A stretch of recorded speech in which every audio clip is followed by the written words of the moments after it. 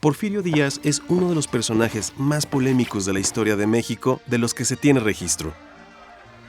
Muchos lo critican por el largo periodo de gobierno y las múltiples decisiones que tomó.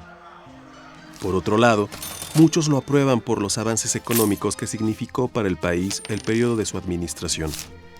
Lo que es cierto es que aún a la distancia, él sigue dando de qué hablar. Él es Porfirio Díaz, y esta es parte de su historia.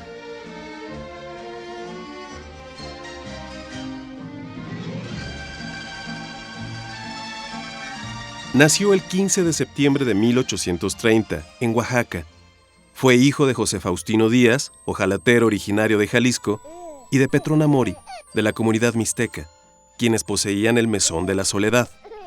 A los 13 años ingresó al Seminario Conciliar de Oaxaca, dejándolo más adelante para ingresar al Instituto de Ciencias y Artes de Oaxaca, para estudiar leyes, donde conoció a Benito Juárez como profesor.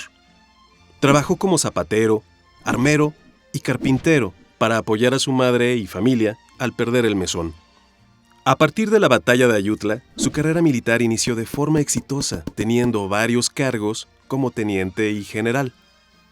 Después de varios intentos fallidos en elecciones previas y desconocimientos por parte de otros sectores, en 1877 asume el poder presidencial. Sus diferentes periodos de gobierno se caracterizaron por aspirar a una vida europea, principalmente la de París, corazón mundial de la cultura en ese momento, pero al mismo tiempo, muchas zonas del país seguían en el abandono. Desde el inicio de su mandato, tuvo que lidiar con levantamientos en diversos puntos del país debido a la inconformidad constante sobre la calidad de vida. Y al mismo tiempo, se dispuso a acabar con la delincuencia que había crecido en los últimos años, creando cárceles de vanguardia como Lecumberri, la Penitenciaría Juárez en Yucatán y en las Islas Marías.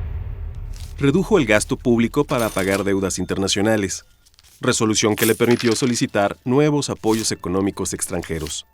Colocó a México en el mapa internacional como nunca antes al crear lazos diplomáticos con Japón, España, Francia, Reino Unido, Alemania, recuperando también enlaces con Estados Unidos. Creció la inversión extranjera, pero la riqueza no se vio reflejada en toda la población. Por su experiencia, renovó al ejército generando un mayor despliegue militar, y cualquier protesta o levantamiento era reprimido. Fortaleció el interés por la historia de México, en especial de Hidalgo, Allende, Aldama, Zaragoza, Juárez y los Niños Héroes. Pero algunas comunidades indígenas, como los mayos y los yaquis de Sonora y los mayas de Yucatán, fueron cruelmente asesinados ante sus rebeliones. Además, se sucedieron hechos muy conocidos como las represiones de Cananea y Río Blanco. Conectó a México con la creación de la traza ferroviaria más grande hasta ese momento. Instauró el uso del tranvía y gestionó la llegada de los primeros automóviles. También inició el uso del telégrafo y teléfono. Aún así, muchas comunidades siguieron desconectadas del avance nacional. México se fue consolidando como exportador de alimentos y artículos de lujo, mientras que al interior del país, las desigualdades sociales crecían. Impulsó la minería, ganadería, agricultura y la extracción de hidrocarburos, así como la implementación de las primeras hidroeléctricas. Sin embargo, la población estaba descontenta por las extenuantes jornadas laborales con una paga ínfima. Creó la Universidad Nacional, la Escuela Naval Militar y la Escuela Normal. Y por otro lado, las ideas positivistas de orden y progreso se implementaban a costa de los campesinos y obreros, pero apoyaba sobre todo a los latifundistas. Apoyó la creación de espacios de arte, la incursión del cine y el gramófono.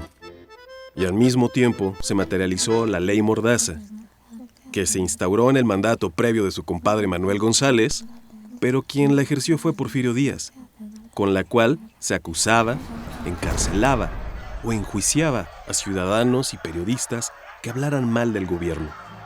Muchos son los pros y los contras de este periodo del que aún tenemos mucho que investigar y estudiar. Por ello, te invitamos a leer los libros Porfirio Díaz, Su vida y su tiempo, tomos 1 y 2, escritos por Carlos Tello, quien ha buscado en diferentes fuentes y ha obtenido una gran documentación para poder escribir estos volúmenes. Porfirio Díaz, su vida y su tiempo es sin lugar a dudas la biografía más completa que existe hasta la fecha sobre este polémico personaje. Un personaje que ha sido denostado por muchos como un dictador de la peor calaña, una interpretación debida principalmente a la brutalidad con la que se reprimieron las protestas sociales durante su gobierno.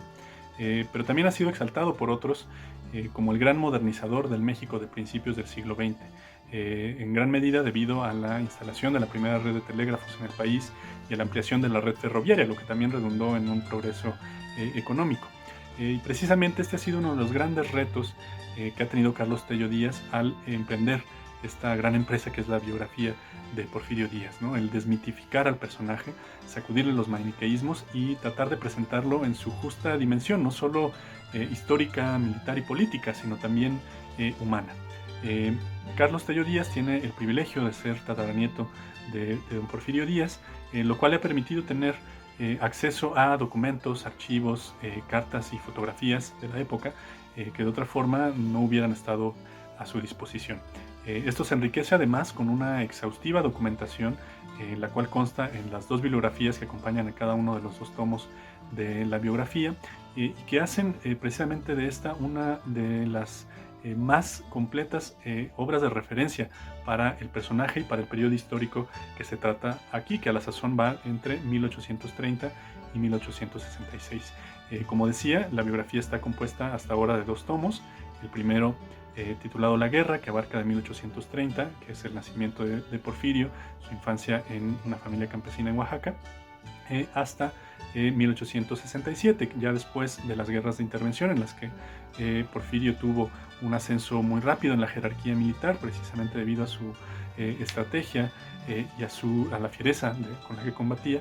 Y el segundo tomo, titulado La Ambición, va de 1867 hasta 1886, ya cuando Porfirio comienza a distanciarse ideológicamente de Benito Juárez, lo que va a provocar pues un conflicto ya militar incluso, ¿no? Porfirio planeando las primeras revueltas contra Benito Juárez, y hasta que pues su revolución triunfa y logra hacerse con la silla presidencial.